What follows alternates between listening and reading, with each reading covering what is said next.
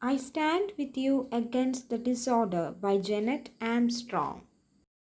Hi dears, today we are going to discuss the third chapter of our first module, I Stand With You Against the Disorder by Jeannette Armstrong. As we all know, the first module of our text deals with autobiographical writings and memos. This chapter is an autobiographical article by Jeannette Armstrong. So first we can discuss about the author. Jeannette Armstrong is an Okanagan Indian writer, educator, artist and activist. She was born in 1948 in British Columbia's Okanagan Valley. She is the first woman novelist from Canada. She is a professor of Indigenous Studies. See the map of North America. The land which is marked in red border is the British Columbia, and Okanagan Valley is situated in British Columbia. Jeannette Armstrong is a powerful spokesperson for the indigenous people's right. Indigenous people are the aboriginal people or tribes, native tribes. And Jeannette Armstrong, she wants to develop a kind of pride among the indigenous people about their own culture and languages. And she is not supporting Western philosophy or education. She believes that this Western philosophy and education will only estrange these native people from their culture and languages. She began her literary career by writing a poem on John F. Kennedy. There are two novels to her credit, Slash in 1985 and Whispering Shadows published in 2000. She also published an anthology of poems titled Breath Trades in 1991. And her collection of short stories is All My Relations, an anthology of contemporary Canadian native fiction. I Stand With You Against the Disorder is an article first appeared in yesmagazine.org on November 8, 2005. It was actually adapted from another book, namely Parodying Wars, Indigenous Peoples' Resistance to Economic Globalization, edited by Jerry Manter. At the beginning of the article, she states that she is an Okanagan. An Okanagan is a region in the Canadian province of British Columbia in North America. And then she talks about the geographical condition of her Okanagan Valley. And her place is very dry and hot. And at her birthplace, there exist two rocky mountain ranges. One is Cascades and the other one is Selkirks. And the river Columbia flows through the land. These are the two rocky mountain ranges described in the article, the Cascades and the Selkirks. Now we can see the course of the river Columbia which flows through the Okanagan region. See the beautiful Okanagan Valley and river Columbia. This is the famous vineyards of Okanagan Valley. The life of the Okanagan tribes are related to nature. Her mother is a river Indian and her mother's people are in charge of the fisheries in the northern part of river Columbia. Her father's tribe are mountain people. They are hunters. And they believe that it is their duty to protect the river as well as the mountains of Okanagan Valley. These are the photographs of Okanagan tribal people. This is an Okanagan tribal woman. And these are Okanagan tribal men.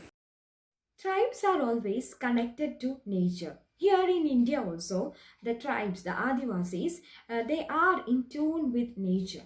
Their customs, their indigenous medicine, their arts, everything is related to nature. They feel that they have the right to protect the nature. Then she talks about the importance of mother tongue. She believes that she can express herself to her own people in her own language. her own language is the best way in which she can express herself. The same is the case for us also. When we talk in our own language, we can express more. We can express more clearly and we can express more genuinely. But when we use a foreign language or any foreign language like English, we can communicate. Of course, we can communicate in English, but if you express in your mother tongue, that will be the best. So she feels that her own language is the best in expressing herself. When they use Okanagan word for themselves, they are saying the ones who are dream and land together. That is their identity. Dream is not the exact word that can replace the original Okanagan word. Dream is the closest word that approximates Okanagan. It actually means the unseen part of our existence as human beings. It may be the mind or spirit of our intellect. They believe that they are mind as well as matter. They are dream, memory, and imagination. Here she talks about the difficulty in translating her own native word that expresses themselves into English. When we translate something, some word or something into English, sometimes we find it difficult to get the exact word to express that same word in the source language. So same thing happens here. This Jeannette Armstrong, she finds to get an exact word that could describe an Okanagan person. And she says that dream is the closest word that can relate themselves to these Okanagans. Dream. She says that they are once with the dream and land together. But dream is not the exact word with which they can express into English. And they are mind as well as matter. It can be something beyond the life as human beings. You might have watched the movie Avatar. In that movie, they are talking about what is shown is the life of some aliens. They are the indigenous tribes, maybe tribes of that planet. And in that movie, we can see that those indigenous peoples or the tribes of that planet, they had some connection with their ancestors.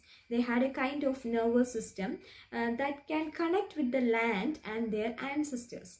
Likewise, but it is difficult to express in English. Only in their own native language they can do it. So likewise here Jeannette Armstrong, she finds it difficult to get an exact word that could describe an Okanagan.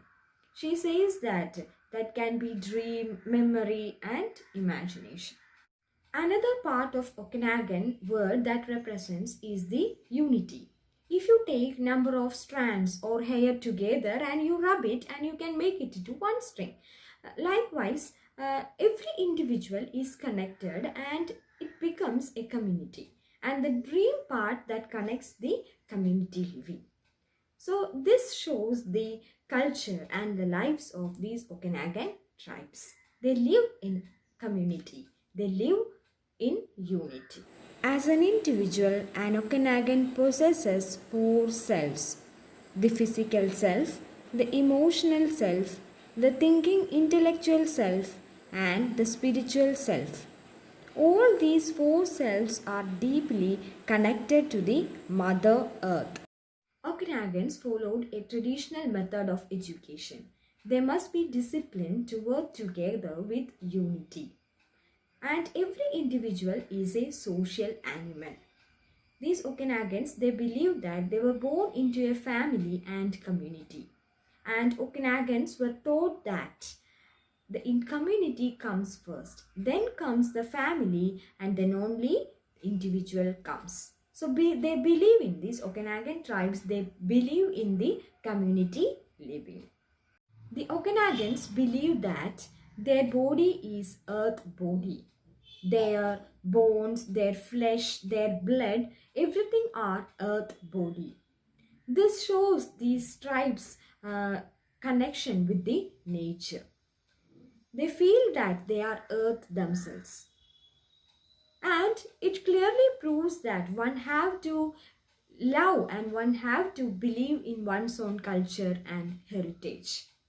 The article makes it clear that Western philosophy and education is not better than one's own indigenous culture and life. And when we have when we read the poem Lily Wong's, when I was growing up, we came across a similar kind of idea that one's own culture is the best. And this article, when we read it in terms of our own culture and our own Adivasi lives in Kerala and India, we can see that the same thing happens. These Adivasis and these tribal people, they believe that their own culture is the best. And what we are doing is we are encroaching on their own lands and we are disturbing them. This is not fair. We are trying to westernize them. But they don't want it to be like that. They wanted to live like themselves. Okay, thank you. Thank you for watching the video and read the text. And if you have any doubt, ask me. Thank you. Thank you. Bye-bye.